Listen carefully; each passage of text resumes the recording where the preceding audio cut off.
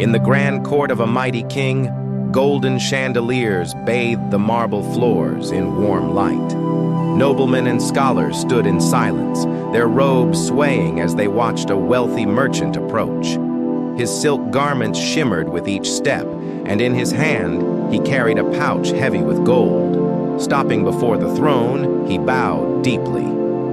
"Your Majesty," he said, his voice steady yet challenging. "I have a question. If anyone here answers it correctly, I shall reward them with this gold. But if they fail, they must give me the same amount in return." The court murmured in curiosity. The king, seated on his ornate throne, observed the merchant with interest. Then, with a slight smile, he nodded. "Proceed."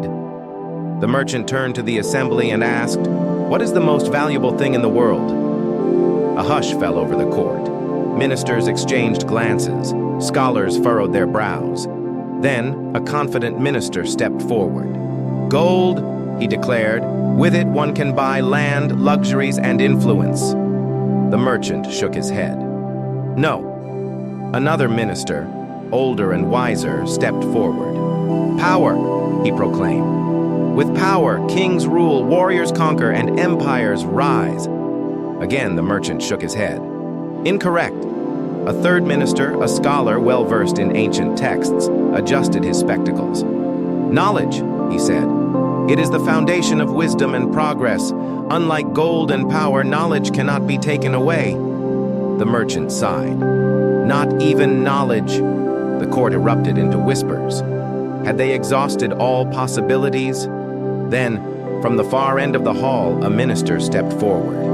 He had remained silent, observing with a knowing smile. Now he folded his hands and spoke. "The most valuable thing in the world is time." The merchant raised an eyebrow. "And why do you say that?" The minister's eyes gleamed with wisdom. "Gold can be earned again. Power can be lost and regained. Knowledge can be acquired at any stage. But time, once spent, never returns. No wealth, no throne, no wisdom can buy back even a single moment."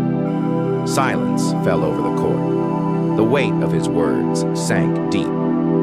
The merchant's smirk faded. He looked at the gold in his hand, suddenly realizing how little it meant compared to what he had just learned. Then he clapped his hands together and bowed deeply. "You are right. I came here hoping to win gold, but instead I have gained wisdom." With great respect, he placed the bag of gold in the minister's hands. The king, moved by the words, rose from his throne. His voice echoed through the hall. "Indeed, time is the greatest treasure of all. Let us use it wisely, for once it is gone, it is lost forever." The ministers nodded in agreement.